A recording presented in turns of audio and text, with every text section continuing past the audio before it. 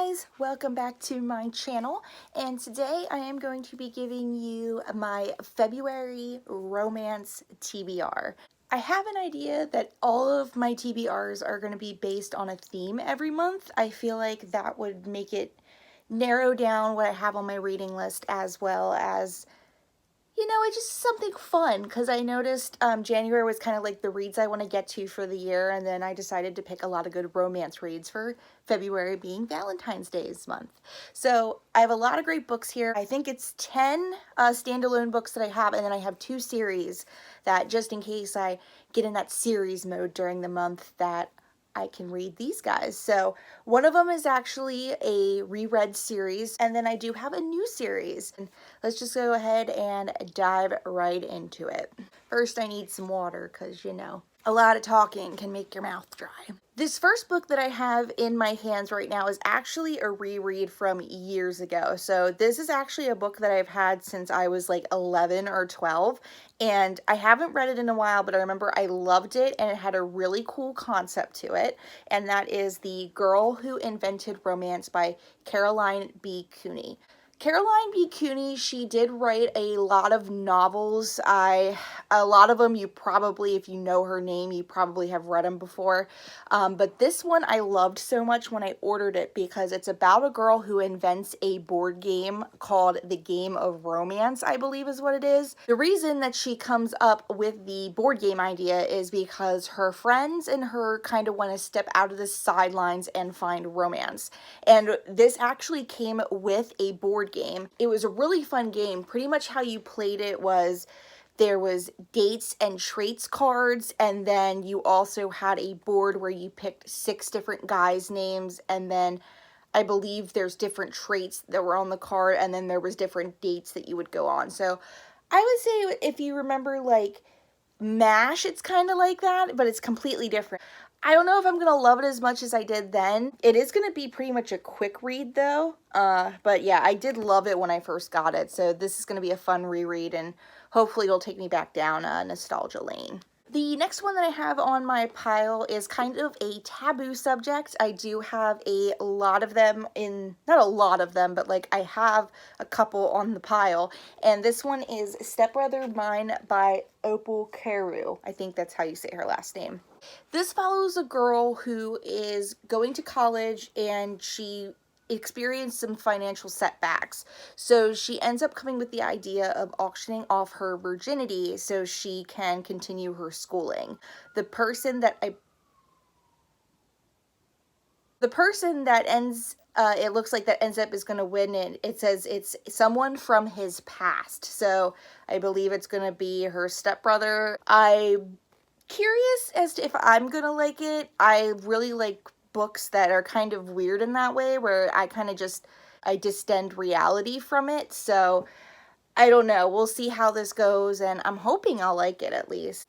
This next one I've seen a lot on BookTube. A lot of people I know have read this and really enjoyed this writer's work, and that is My Life Next Door by Huntley Fitzpatrick. This follows a girl who lives in a perfectly ordered house. Everything's neat, clean, tidy. Everything is pretty much not decided for you, but like there's always some kind of plan going on.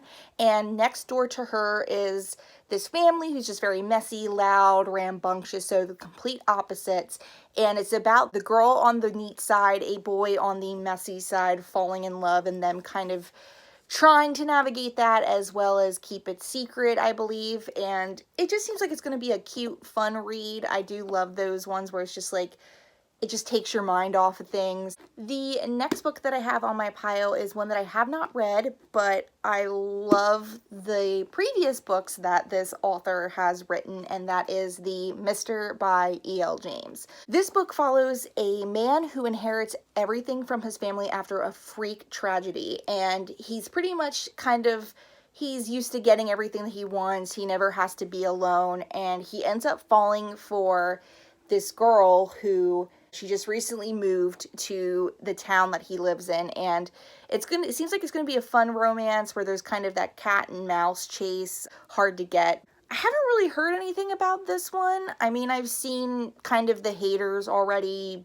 hate it just because it's E.L. James and the world that she created before this one. Normally don't look at those reviews. I look at people that actually read it and kind of judge it, but I haven't seen anyone say anything about it, so I'm hoping I'm gonna like this one. This next one is actually one that goes along with the taboo subject, and that is Forbidden by Tabitha Suzuma. I have heard so many good things about this book. A lot of people have become very emotional about it. It's made them cry, it's made them think, and it pretty much has to do with sibling incest. So I am very intrigued of how that's gonna go. I just hate when there's a book that everyone loves and I hate it. So I'm just hoping this will be a good read for me.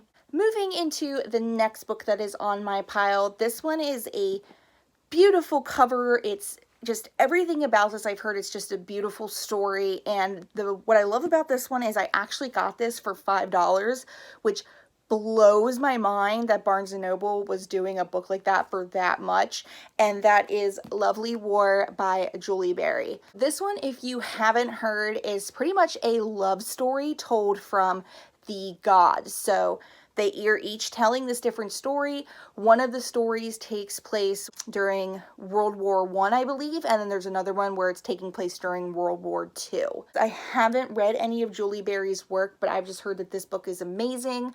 Like I said, this was $5. It's originally a $12 book, and let's see how many pages. Yeah, it's like almost 470 pages, so that's insane to get a book like that for that much, and it's not like a mass market. So I don't know, I'm really, really hoping that I love this. And I believe there's also a playlist too, so I want to try to see if I can find that and read it with the playlist in the background as well, because I like doing that, especially when I'm on the bus and I read. I like to put music on that's kind of similar to what it's going through in the book, and it kind of just makes it a fun read for me as well. This next one I have is actually, I guess you would consider it a classic. This one is considered this author. She did a lot of erotica back in the day, and from what I read, a lot of it she was paid by word to do for certain people. So I'm very curious to read this collection, and it is Delta of Venus by Anais Nin. She was a groundbreaking woman writer who wrote erotic stories back in the day. I'm really excited to see how that goes with classic works, and yeah, it's been one that I've had on my pile for a while, so this would be nice to get to it and just kind of put another classic on my shelf. This next one I've actually talked about in my video that I did in January about one of my book hauls, and I'm really excited to get to it because I feel like there is going to be a love story, even though it's a bigger story, but I just really wanted to read it, and that is About a Girl by Sarah McCarry. If you didn't watch that video, this follows a girl who loves space. She wants to work with space. She's fascinated by it. She wants a career in it, and she discovers something about her family history. She ends up meeting a girl that they say might be the key to her past, and she ends up falling in love with her. So I just think it's going to be a really good story. It's an LGBTQ, which I really wanted to get to one of these that was a romance. So I feel like this is going to be a good one, hopefully. And I don't know, I love the cover. It's just very intriguing, and that was one of the reasons why I bought this book. Speaking of that pile, I also have here Sing by Vivi Green. So this one was also in that video as well too. It follows a girl who's pretty much like Taylor Swift. She writes songs from her perspective, from what she's gone through, and she has millions and millions of fans that adore her and love her. She ends up getting heartbroken, and she decides, you know what, I'm gonna go to Maine with a bunch of my girlfriends and have like a summer of me. I'm going to work on this new music, put a new album together. She ends up hitting a snag when she meets a local boy named Noel, who is not a fan of the spotlight. So it's pretty much her deciding, does she want to throw away everything that she's known to be with a boy that lives in a different world and is used to a different world than she is. I think is just going to be really cute. I feel like it's going to be a quick read, especially with the last one. They're both kind of thin, as you can see with the spine. I just hope this is going to be a good read, especially with this cover. It just reminds me of Red Era Taylor. And the last book that I have on my standalone pile before I get into the 2 series that I picked out for this month, and that is It Stings So Sweet by Stephanie Draven. This is another book that I've had on my pile for a while. It was another one that I bought like in the clearance section. And from what I can tell, it follows 3 different girls, and I believe as I was flipping through it just to kind of get an idea what to talk about, it's split up into different parts as well, I believe, where it's different perspectives. It's pretty much following 3 different women, and it is taking place during the 1920s as well. And they each are dealing with different issues in their relationships. I don't know much about this author. I haven't read anything. I haven't seen this on anyone's reading list, so this will definitely be like a shot in the dark kind of read to see if I like it. I do love the cover. It's really pretty. You definitely get that 1920s-esque vibe from it, and you definitely get that romance vibe from it as well. All right, so now we are getting into my series. So I think first I'm going to do the series that I have not read, and this one, you're probably going to be surprised that I haven't read it. It was a movie a few years ago, and a lot of people loved it. A lot of people love the series, and it is actually 3 books that are in the series. Me Before You, After You, and then Still Me by Jojo Moyes. I have not read anything of Jojo Moyes. I'm familiar because with Me Before You, I do have a lot of booktubers that I watch who have read at least one of her books and really loved it. Very familiar with the premise of the first one.